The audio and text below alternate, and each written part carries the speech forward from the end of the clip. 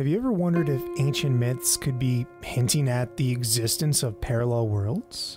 What if our ancestors were more aware of other dimensions than we even realized? Welcome back to Beyond the Hub podcast. I'm Nick. And I'm Brandon. Today we're diving into the world of myths and legends that suggest parallel universes actually do exist. From ancient stories to modern stories, we've got a lot to cover. So sit back, relax, and join us as we explore these tales. By the end of this episode, you might be questioning the reality of the world around you.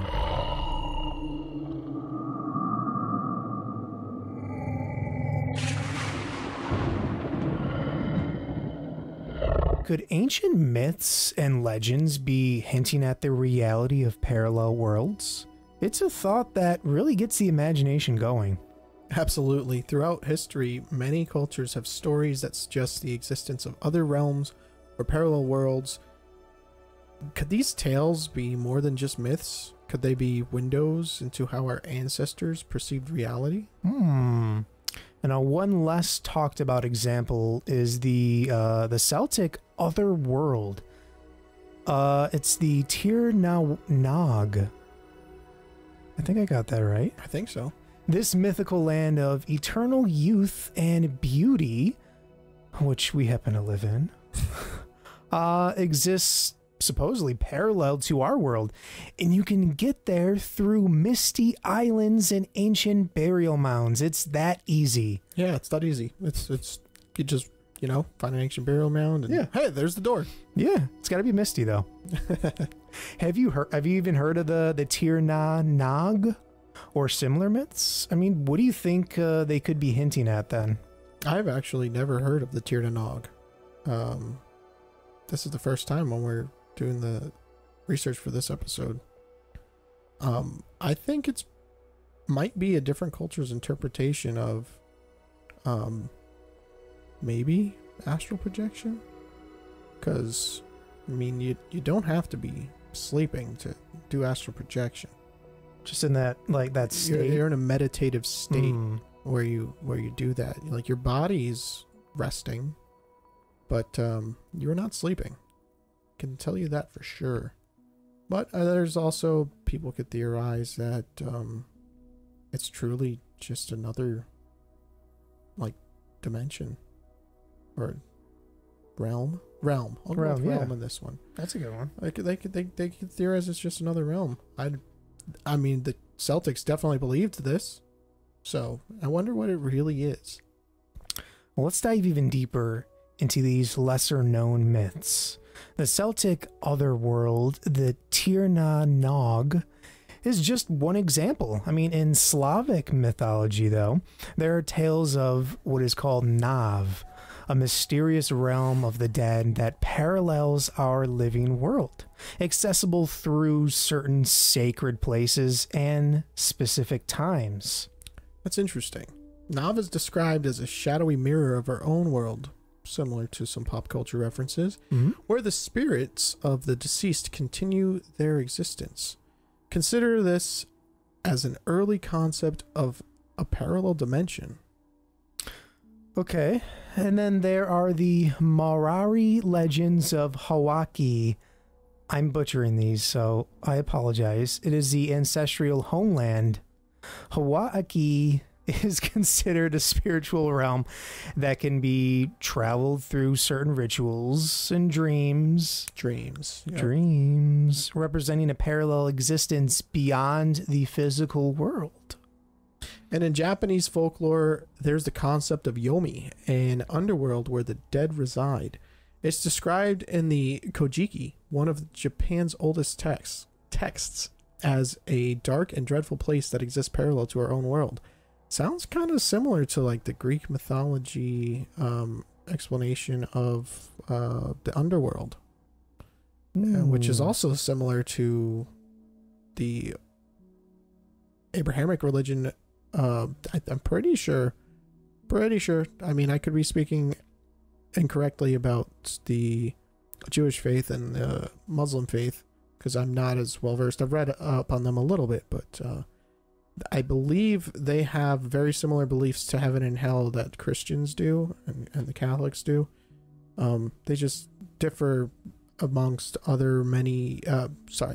They differ in a few different ways where they believe different people were prophets.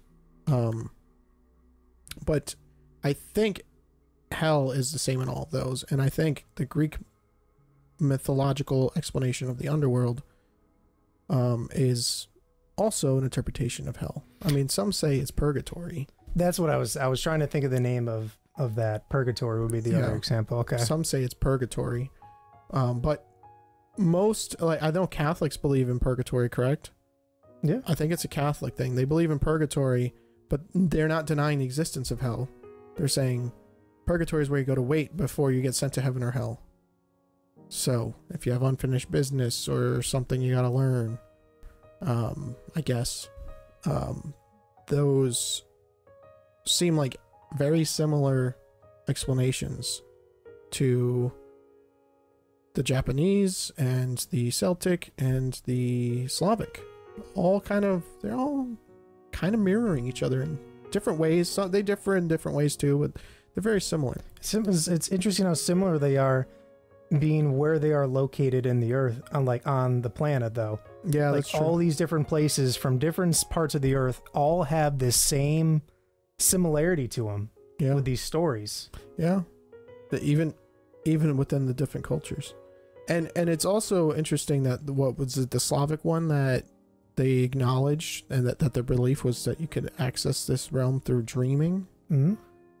I think they're onto something there, and that's speaking from personal experience. But what about you guys? Do you think these myths and legends make you think differently about our own reality? Could our ancestors have been onto something quite interesting with their descriptions of these other realms? I think so. I think so too. Share your thoughts with us, guys. Let's try to connect these ancient theories to modern ones. The idea of multiple realms or dimensions is surprisingly similar to concepts in modern physics, like the multiverse theory and string theory. Yep, and the multiverse theory particularly suggests that there could be countless parallel universes, each with different versions of events and realities. We mentioned this last episode. And string theory also proposes the existence of multiple dimensions beyond the three we experience daily. I lean more towards string theory than the former.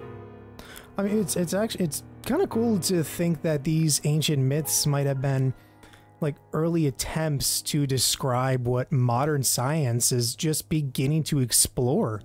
Like, for instance, the concept of a Hawaii in the Maori legend. I believe it's Maori. Maori? I apologize. Maori legend could be seen as like an early representation of a spiritual dimension, as we were sort of discussing. Yeah, right. And also note that this is, our ancestors' ancestors.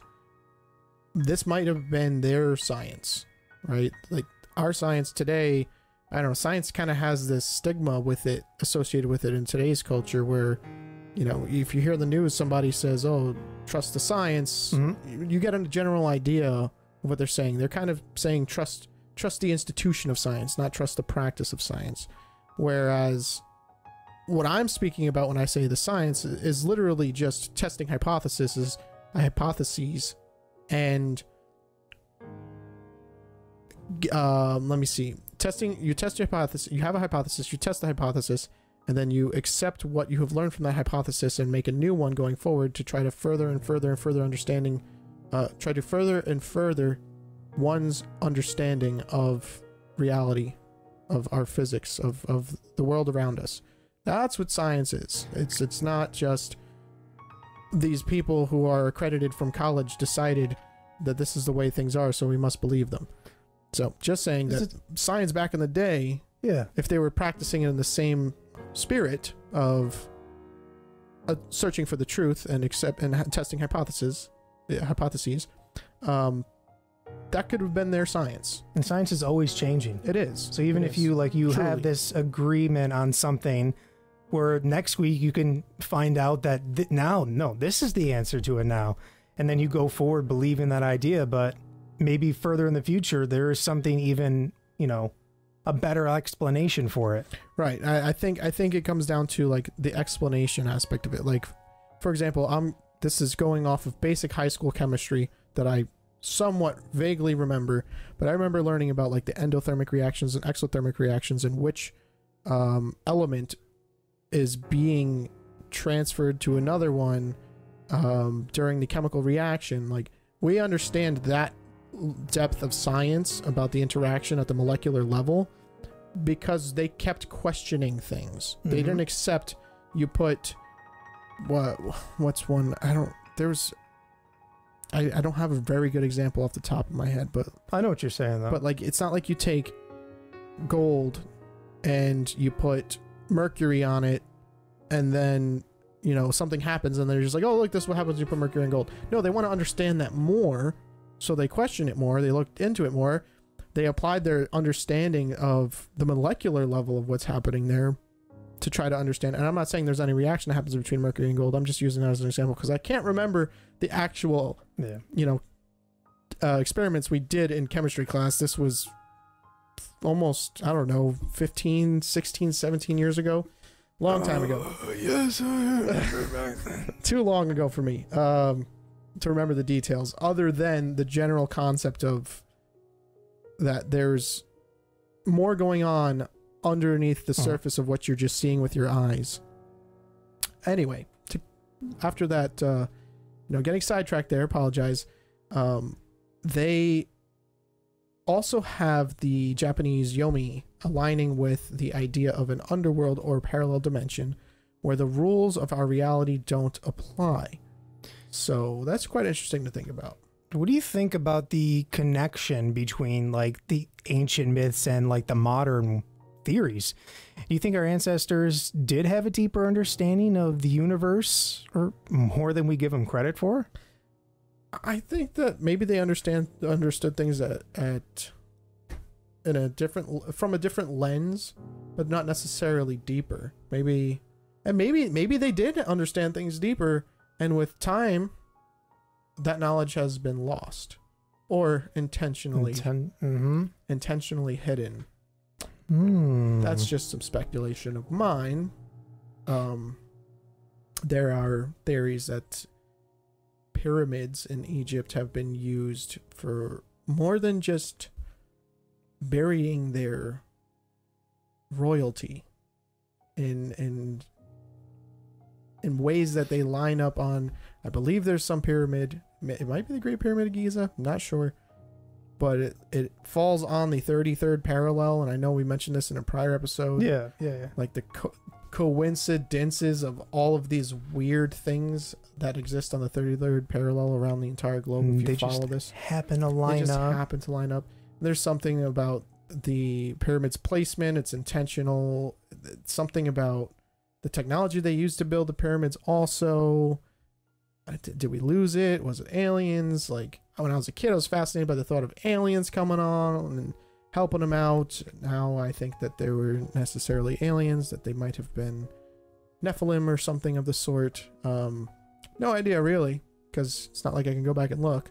But and the top of each pyramid happened to be made with pure gold. Yep, for a reason. And I'm pretty sure there's a Joe Rogan episode in the past year where the guy goes on and talks about the purpose of the tip of that pyramid being pure gold, and then finding, I think, ducts underneath the pyramids that are used for some sort of energy transfer or something like that. They talk about all this stuff, even then there's parts of the pyramids that aren't even discovered yet, but they won't let you discover them. Oh, of course. Because they claim it's protected because of the historical significance of it, but I just don't think they want you to uncover. That just sounds like a BS answer to me, because if something was truly historically significant, wouldn't you want everybody to know how significant it was? Like, that just sounds counter to their statement. It doesn't make sense. Hey, stop thinking about it. Just accept it. Yeah. Yeah. Just accept what we tell you. Stop questioning things. So let's also speculate a little bit based on these modern interpretations. Imagine the myths of the Tir Na Nog and the Yami were early interpretations of parallel universes. Okay. So what if our ancestors actually experienced these other realms and altered states of consciousness or other means? That's an intriguing idea, which I personally tend to lean towards. It's like they had a kind of knowledge or intuition about these concepts long before modern science started exploring them. It really makes you wonder, and it makes me wonder, if they were onto something that we're only beginning to understand. Exactly, and I want you to think about it. Many of these myths involve traveling to other worlds through portals or specific rituals. Portals? It's portals. I mean, it's not too different from the scientific theories about wormholes or other dimensions. They're very close, these theories. They like mirror each other in different ways. Portals? And considering how mirrors are portals, no, but considering how we've advanced in technology and our understanding of the universe, maybe we're getting closer to proving these ancient stories had a basis in reality. Maybe some of these stories we discussed may also align with what we perceive as lucid dreaming. I lean that way myself. So what do you guys think? Do you think these myths have been early attempts to describe the real phenomena that we're only now starting to understand with modern science? I think they were using different means to accomplish things that are still possible, that we have, it's maybe been lost to time, or maybe people have just gotten too close-minded. Because, I mean, I've told my story of my astral projection to people who are just like, dude, you're nuts. That can't exist. That doesn't exist. That doesn't happen. And those are usually the more academically scientific types that usually call me crazy. I know I'm not crazy. I don't care that they call me crazy. It's just, I think that's a little bit closed-minded of them to not hear me out, especially when there's many accounts and anecdotes out there of people's experiences lucid dreaming and practicing astral projection and many other occult things such as witchcraft and rituals to accomplish certain things. Like, these exist. They do. Sorry to burst your bubble, guys. Most of you watching this probably also already believe that some of these things exist. If you're here. I'm not speaking necessarily to you, but just the people who are so close-minded to say that these things don't exist. Come on. Let's get real. Honestly, I think we were way more advanced back then. I think so too. I think we've lost a lot of our understanding of things has been lost through time. Lost in time. And I think most of it is intentional. I want to shift gears real quick and talk about some other examples. So, what about the concept of deja vu? Deja vu? Deja vu? Wait, what did you say? I feel like I've heard this before. Did you? I mean, what if deja vu is just a momentary overlap of a parallel universe? Like, I don't know. Actually, you know, when you mention that, it kind of brings up the Large Hadron Collider at CERN, because there's theories that, like, some people speculate that there are experiments that they've done there that could potentially open portals to other dimensions. Portals? And I think that maybe something could have overlapped, but I don't know. I don't think I personally think deja vu is more related to the dream realm, to the astral realm, astral plane. I think it's more related to that because there's some undescribable knowledge that you gain from doing that stuff. Or just dreams in general. Because remember I told you that story about how I had that dream and like it literally happened that day? Yeah. Yeah. What if, man, this is weird. What if you're not like necessarily psychic and able to see the future? What if an entity is giving you this vision of what's to come in that dream? So you're experiencing it before it happens. I mean, with it being so accurate, where if you remember it exactly and then you get that sense of deja vu when you're going through it in real life, in reality, I can't 100% say that it's not an overlapping of parallel dimension kind of thing. But I think it still leans more personally. I think it still leans more towards the dream realm and stuff like that. There's actually like, there was this one instance when I was in high school and Like nothing had ever happened in like the months like leading up to this, but all of a sudden I was sitting in class and all of a sudden I get this thought. It's just fire alarm. I'm like, what? 5 seconds later, the fire alarm goes off. Man, you can take that anyway, man. You could say that. Like, why was I thinking about that? And like, and the thing of when it happened, I was literally in shock. Like I was sitting there like, what was going on? Everyone's like, oh man, get up. And I'm just like, what? You're the only one there who's completely shook. Like, I knew this was coming. Did this already happen, or what is happening Am I here? dreaming right now? Yeah. That's the weirdest feeling for deja vu for me, is when you realize you're experiencing deja vu. All of a sudden you question your life and reality. Like, am I dreaming right now? Because the last time you experienced that exact thing, you were dreaming and realized you were dreaming. But you didn't realize you were dreaming when you were dreaming. You realized you were dreaming when it happens in real life. You're like, I experienced this before. That was in a dream. At least this is my personal experiences. You know, I experienced this before, but that was in a dream. Wait, am I dreaming right now? Am I experiencing this again in a dream? Like, didn't we just have this exact conversation or something like that? Like, yeah, that's usually my deja vu experiences, where somebody will say something that triggers me to say something back. And after I finish saying it, it smacks me in the face like, I said this before. You said that, and then I said this. Excuse me. This has happened before. And then you fall down. Oh, there you go.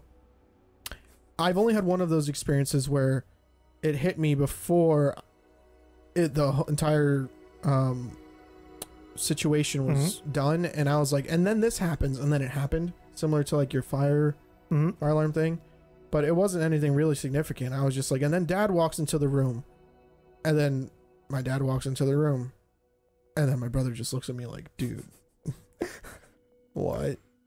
And I'm like, I don't know, man. I'm just saying. I love that little rant. But these examples, they show how these ancient myths and modern, and like both modern science, explore the boundaries of our understanding of reality. It's exciting to think that we might one day find concrete evidence of parallel universes. It is, actually. But I mean, what do you think about these examples? Do you believe there could be a connection to parallel universes? We'd love to hear your thoughts. I'm going to go with, I think they're realms. Yeah. Because of the significance of these cultures and their beliefs playing into it more than just like science necessarily. Yeah. But like I did say, it could have been their way of practicing science, or the spirit of science. And I think it's more realms, because they are very similar, eerily similar to what's described in religious texts and what's described in many people's experiences who aren't religious, but they're, agnostic. They subscribe to a higher power, but they're just so open-minded. They consider everything, and they don't want to make up their mind about what the truth is, because they're so afraid of making a declaration, because that declaration could be wrong. That's where I believe the agnostics. I'm not trying to insult anybody who's agnostic. I don't take it that way, but I believe, from having conversations with agnostics myself, and once being agnostic myself, when I said I was atheist, I wasn't atheist. I was agnostic. I was angry at God. So I was saying, God, you're mean. You don't exist. But then I was still acting and living my life in accordance with there being other things that would only be possible if God existed. I still acted and lived my life in accordance with that as if it was true, but I didn't subscribe to any particular religious beliefs or scripture or text, but I still acknowledged the magical aspect of religion and how miracles can be performed, and witchcraft, and I thought all that was real, and aliens could be real, and I think that, man, I really went off track just from saying that agnostics. I just think that agnostics are a little bit scared to make a declaration because they don't want to be wrong. And that's what, at least I'm speaking for personal experience. That's where I was. I didn't want to make a decision, because if I accepted one thing to be the truth and I was wrong, I'd have to answer for that. I didn't want to. Now, I don't care, because I already have my beliefs for the reasons I do. What was this one episode? I'm trying to think. Oh, it was from South Park, where agnostic people only drink Dr. Pepper. because it's neither water or soda. It's just its own creation. So that's why they only. It's okay. They subscribe to something that's a little bit different because it's not either of these. It's interesting. We're gonna take that's gonna be a wrap on our second episode of our parallel universe series. We've explored some incredible myths and legends today. Yes, we did. And next time we're going to be stepping through the screen, that's TV screen, the movie screens, to explore how parallel universes are depicted in movies and TV shows. From Stranger Things to Rick and Morty, and even movies like The Matrix and Interstellar, it's going to be an exciting discussion. Some of our favorite movies. Yes, absolutely. So make sure you join us. Your theories and comments fuel our discussions. Hit that like button, subscribe if you haven't, click that little bell, and share your thoughts below. And the exploration will continue. We cannot wait to have you back for even more revelations. Don't miss out. Episode 3 will be airing tomorrow at 5 p.m. Eastern Standard Time. And if you are new here, check out our previous series where we attempt to unravel other mysteries. Link will be in the description below. Stay curious and keep seeking the truth. Until next time, this is Beyond the Hub podcast, where the realms of the paranormal and conspiracies collide, and the truth is waiting to be unveiled. We'll see you soon. Take care, everybody.